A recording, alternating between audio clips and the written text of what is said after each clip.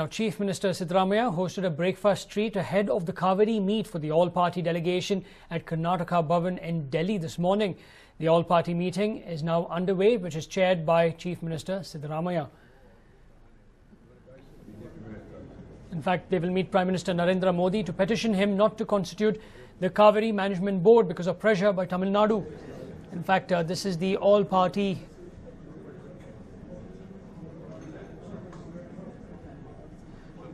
meeting that is now currently underway in Delhi, chaired by Chief Minister Siddaramaiah. In fact, all the MPs, Rajya Sabha as well as Lok Sabha MPs representing Karnataka, along with cabinet colleagues and leaders or floor leaders, are present in this particular meeting. In fact, after this meeting, a decision will be taken and they will meet Prime Minister Narendra Modi and tell him that setting up of the Kaveri Management Board just cannot happen.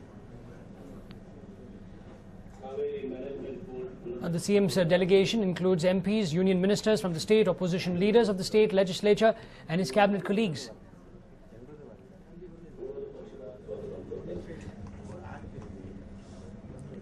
In fact, Chief Minister Siddaramaiah had earlier objected to the formation of the board on the ground that the appeals of the award were pending before the Supreme Court. In fact, then itself, when news came up, he said that he had sought an appointment for the Prime Minister on June 10th to explain to him the state's stance on the constitution of the board. He had spoken to the MPs then, he had spoken to ministers, letters were sent through all of them, memorandums were sent through all of them, and finally, this morning, a breakfast meet was basically held over there, wherein Chief Minister Siddaramaiah hosted a breakfast buffet for all these leaders. And as of now, after the breakfast was completed, they've started the meeting. In fact, this is what happened early this morning. Everyone was present. You can see Yediyurappa over there, you can see Chief Minister Siddaramaiah, all the MPs, all this from the Rajya Sabha, the Lok Sabha, ministers, state legislature, opposition leaders, floor leaders, all were present. In fact, in the state they fight like cats and dogs, but on the Kaveri issue you can clearly see there is a strong bonhomie shared between all the party leaders.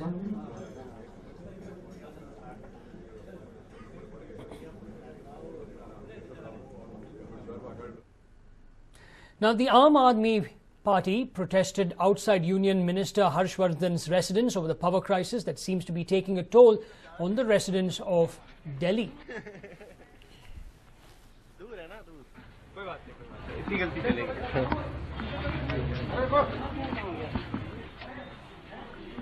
Manish Sisodia said that they are not here to protest and claimed that the Aam Aadmi Party wanted to remind Dr. Harshvardhan what his government is supposed to do.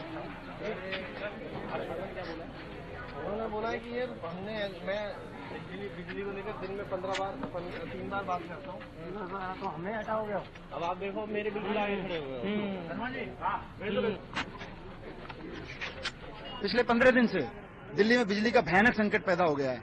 यही transmission lines थी, यही distribution कंपनियां थी। जब आम आदमी party की सरकार थी तो 24 घंटे बिजली आती थी और हमने बिजली सस्ती भी करती थी।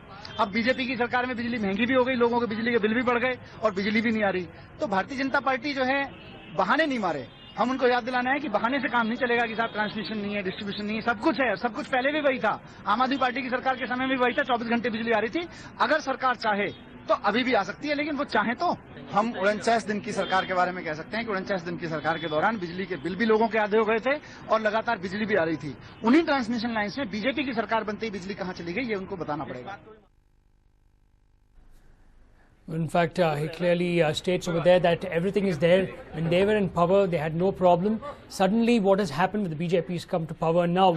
Where has all that electricity generated gone to? In fact, leading a group of supporters, Sisodia and Somnath Bharti reached Dr. Harshvardhan's residence early this morning, but were not able to meet him. Meanwhile, Dr. Harshvardhan earlier said that the Aam Aadmi Party didn't improve electricity supply when in power. Arvind Kejriwal, जिन्होंने कांग्रेस जिसने 15 साल दिल्ली में शासन किया उसके साथ मिलकर यहाँ 49 दिन सरकार चलाते हुए किसी तरह का कोई काम नहीं किया धरने प्रदर्शन के अलावा, उनसे जाकर हिसाब किताब लें, उनसे जाकर पूछें कि 49 दिन तुमने यहाँ राज करने की बजाय, बिजली की ट्रांसमिशन लाइन्स को ठीक करने की बजाय, बिजली के ट्रांसफार्मर्स के लिए मीटिंग करने की बजाय प्रदर्शन तुम क्यों करते रहे।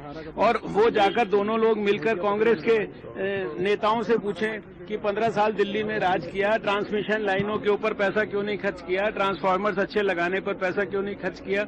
अब इसका सवाल जवाब जो है करने के लिए मुझसे आने का क्या मतलब है। मैंने तो लेफ्टिनेंट गवर्नर को दिन में 3 दफा बात करता हूं और उन्होंने मुझे सारा बात बताई है कि 15 साल में दिल्ली के अंदर कांग्रेस सरकार ने ट्रांसमिशन लाइन्स को, इक्विपमेंट्स को इम्प्रूव करने के लिए एक पैसा खर्च नहीं किया और 49 दिन अरविंद केजरीवाल ने कोई काम नहीं किया दिल्ली में। In fact, Union Minister Dr. Harshvardhan stating that the Congress was in power for all these years, in fact for 15 long years, but transmission lines, transformers were not changed, and that's basically is the problem over here.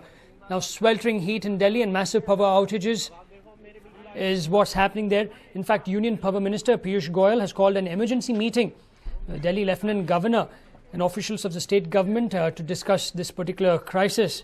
Now, Delhi hit a 10-year high yesterday with 45.5 degrees, 6 degrees above normal that is, I beg your pardon. The maximum today is expected to touch 46 degrees. Now, this power outage or shortage has turned into a perfect political storm for parties, with parties trading charges to fix responsibility. Well, you can clearly see what the BJP did over there, blaming the Congress, which governed the capital for 15 years. Till it was routed in December's election. In fact, the Power Minister, Union Power Minister Piyush Goyal had stated, and to quote him, Delhi's previous government has not put in effort or any effort in electricity department. We are suffering because of the inaction of the previous government.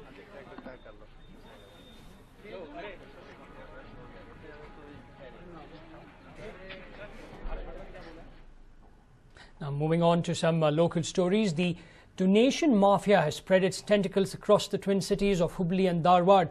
Education has become costlier, forcing financially backward students to give up on their aspirations of continuing their studies after they complete SSLC. Dharwad is known to be the Kashi of education, but not anymore. Educational institutions have turned commercial. They have resorted to minting money by accepting exorbitant donations. Parents and students allege that colleges literally rob them. The situation in Hubli is no different. Take a look at some startling statistics. The JSS college collects 50,000 rupees for a PU seat. Timman Gowda College demands 60,000, while YB Annigeri tops the list with 85,000 rupees as donation. The Hanchinmani College collects 40,000 rupees and the best college pockets 75,000 rupees. The situation in Hubli is almost the same. Chetana and Prerna colleges in Hubli collect 60,000 for one seat, while Vidyaniketan demands 58,000 rupees. Nalanda College collects 55,000 rupees and Vijaya Chetana College demands 53,000 rupees. Chinmaya and Medha colleges have not crossed the 50,000 mark, but collect 48,000 and 38,000 rupees respectively. ವಿದ್ಯಾರ್ಥಿಯ ತಂದೆ ತಾಯಿಯಾಗಿ ಒಂದು ವಿದ್ಯಾರ್ಥಿಯಾಗಿ ಅವರ ವಿದ್ಯಾರ್ಥಿ ಮನೋಭಾವ ಏನು, ವಿದ್ಯಾರ್ಥಿ ಪರಿಸ್ಥಿತಿ ಏನು ಅಂತ ಹೇಳಿ ಗಮನಿಸಿಬಿಟ್ಟು ಅದು ಫೀಸನ್ನು ಡೊನೇಷನ್ನ ಕಡಿಮೆ ಮಾಡಬೇಕು. ಅವ್ರು ಡೊನೇಷನ್ ತಗೊಂಡ್ರು ಅದು ಕಡಿಮೆ ತಗೋಬೇಕು. ಅದನ್ನು ರಿಸಿಪ್ಟ್ ಮುಖಾಂತರ ಬ್ಯಾಂಕಿಗೆ ಅದನ್ನು ಸಬ್ಮಿಟ್ ಮಾಡೋಕ್ಕಂತ ಒಂದು ವ್ಯವಸ್ಥೆ ಮಾಡಬೇಕು. ಅಂದರೆ ಡೊನೇಷನ್ ತಗೋಲಿಲ್ಲ ಅಂದರೆ ತಗೋಬಾರ್ದು. ಅವ್ರು ವಿದ್ಯಾರ್ಥಿ ಪರವಾಗಿ ನಿಂತು ವಿಚಾರ ಮಾಡಬೇಕಂದ್ರೆ ಅವರು ವಿದ್ಯಾರ್ಥಿ ಜೀವನ ಅನುಭವಿಸಿ ಬಂದಿರ್ತಾರೆ, ಅವ್ರಿಗೂ ಮಕ್ಕಳಿರ್ತಾರೆ, ಅವರು ಬೇರೆ ಶಾಲೆಯಲ್ಲಿ ಫೀಸ್ ಕಟ್ಟಬೇಕಾಗ್ತದೆ, ಡೊನೇಷನ್ ಕಟ್ಟಬೇಕಾಗಿರುತ್ತೆ. A few colleges claim not to collect donations from students who have scored more than 95%, but the number of students who score such high percentage are few. These colleges are aware of that fact. Students are not supposed to disclose the sum they have paid as donation. If anybody is found doing so, he would be sent out of the college.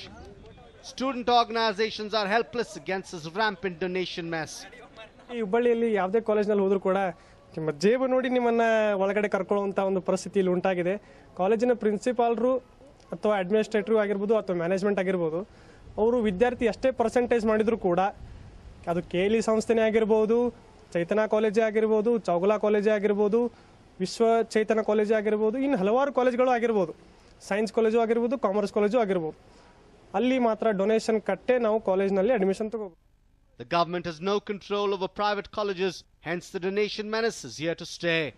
But what is the fate of economically backward students? Who will come to their rescue? Prakash Nulvi, News9, Dharwad. Now, this dam that we are going to tell you about was built for reasons of safety, but it has turned out to be a safe haven for soil mining. Here's a report. The Lal Bahadur Shastri Dam is built across the Krishna River. Now, there is a rule forbidding all sorts of mining around the dam because it could pose security issues. Truth to say, mining activities go on uninhibited. As the water recedes in the dam, the ground that is exposed is used for mining. Though it is a serious problem, nothing much is being done to curb it. Sources say that the police are hand in glove with the local goons.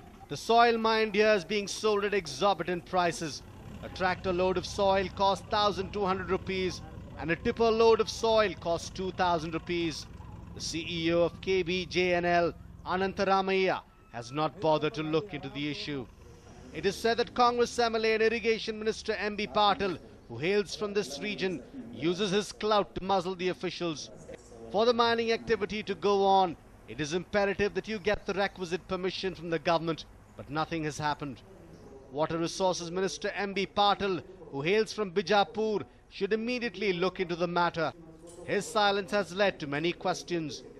One more theory doing the rounds is that there is a cold war going on between Basavana Bagewadi MLA Shivananda Patil and the Minister Patil himself. But it is important that the differences be put aside in the interests of the dam. Ashok Yadali, News9, Bijapur. Now, how often have you heard of people complaining about auto drivers and how they were cheated for a few extra bucks? Well, here is a man who will restore your faith in the apparently disliked lot. What would you do if you travel to a foreign country and find out that you have lost your passport, money, license and other important documents in a matter of hours? That was a situation this tourist from Thailand was in. But thankfully for Khan, Sardar, an auto driver in the city, came to his rescue. Khan hired Sardar's auto from ISKCON to Shivaji Nagar last evening. Khan and his friend were carrying a backpack with all important documents a foreigner usually travels with. But as fate would have it, an absent-minded Khan forgot the backpack in the auto. Fortunately for him, Sardar walked straight to the Yashwantpur police station the moment he discovered an abandoned bag in his auto rickshaw last night. The cops went through the contents and the first thing they did was call the apparent owner. Khan arrived at the police station to find the bag and his money, debit cards, all intact. He couldn't have been gladder. My bag is on police station. I never feel this before because I really miss my wallet, my bag. I have an ID card, I have a debit card, ATM. It's really important to me to stay here in India. He is a really good man. I have to thank you him. The auto drivers in Bengaluru are often considered to be a dishonest lot for taking their passengers on a ride. But here is one guy who proves it is all nothing but a common misconception. Vishnu Prasad, News9, Bengaluru.